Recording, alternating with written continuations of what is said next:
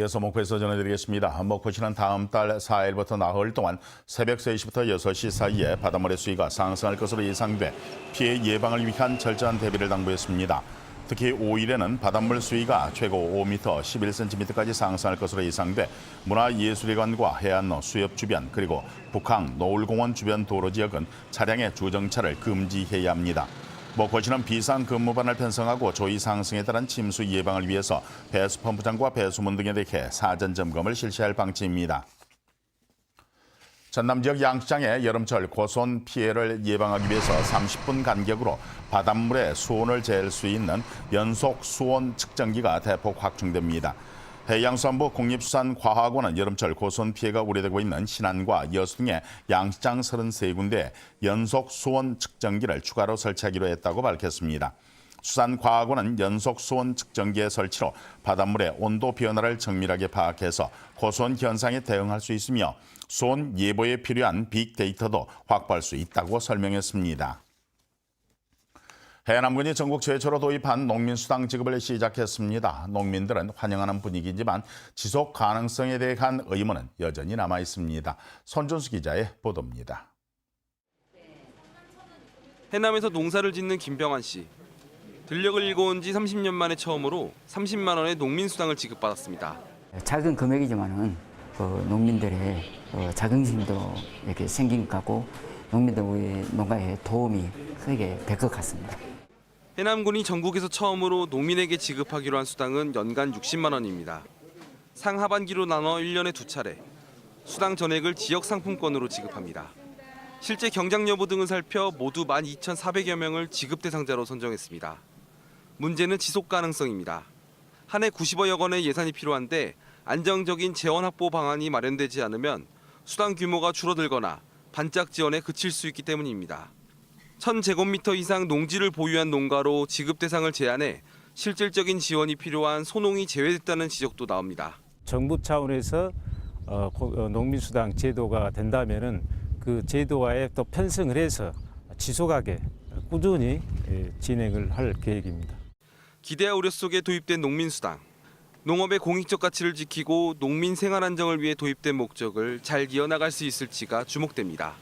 KBS 뉴스 손준수입니다.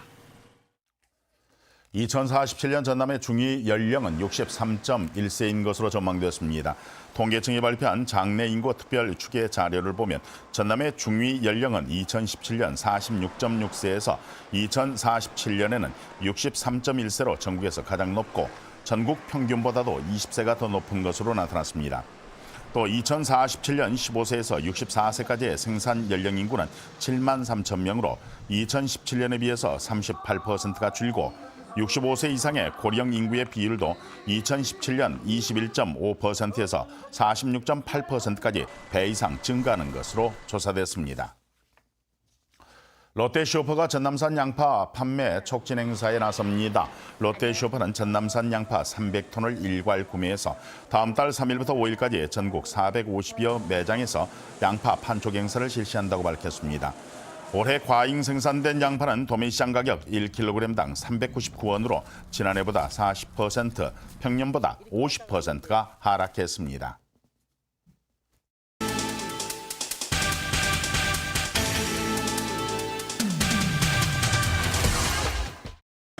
전남도가 오는 8월에 열리는 제1회 섬의 기념 행사를 앞두고 섬에서 3일 살기 이벤트를 개최합니다. 섬에서 3일 살기는 섬 주민과 자원에 대한 관심을 높이고 생태와 음식, 섬의 고유한 문화 가치를 알리기 위해 마련됐습니다. 해남군이 다음 달부터 개편되는 장애 등급제에 맞춰 장애인의 욕구와 환경 등을 고려한 서비스 지원 종합조사를 실시합니다. 해남군은 이번 조사를 통해 보조기기와 거주시설 등 일상생활 분야 서비스를 지원할 예정입니다. 신안군이 사계절 꽃피는 천사섬 공원화를 위해 한국조경학회와 함께 신진조경과 설계공모전 업무협약식을 열었습니다. 이에 따라 신안군과 한국조경학회는 상호 발전적인 분야에 협력하고 특히 대한민국 신진조경가를 대상으로 천사섬 공원화 설계 공모전을 함께할 예정입니다. 해남 대흥사 주지에 법상 스님이 당선됐습니다. 중앙선관위원 성곡 스님으로부터 당선증을 교부받은 법상 스님은 교구의 대중들과 마지막까지 화합하며 대흥사를 발전적으로 이끌어가겠다고 밝혔습니다. 지금까지 단신 브리핑이었습니다. 소형 선박의 해상시험 지원센터가 목포 신항만에 조성이 됐습니다. 1,700제곱미터 규모로 조성된 지원센터는 앞으로 소형 선박의 해상 운항 안전성을 검증하는 등 선박 운항의 안전성 구축 지원에 나설 예정입니다. 그동안 전남에는 해상 안전 테스트 기반 시설이 없어서 안전성 문제가 불거져 왔습니다. 조선산업사내협력사 채용박람회가 오늘 목포에서 열렸습니다.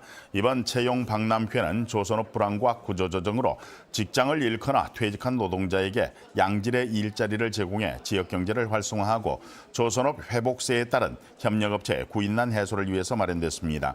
현대사무중공업 등 14개 업체는 이번 박람회에 참여해서 용접과 도장 등 100여 명의 인력을 현장에서 직접 채용했습니다.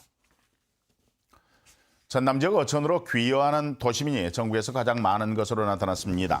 통계청이 발표한 자료를 보면 지난해 귀화 인구는 모두 1,285명으로 이 가운데 전남이 전국에서 가장 많은 449명을 차지했고 1년 전에 비해서도 31명이 증가한 것으로 집계됐습니다. 이 가운데 연령별로는 40대 이하가 49%를 차지해서 상대적으로 젊은 귀화인들이 많은 것으로 조사됐습니다.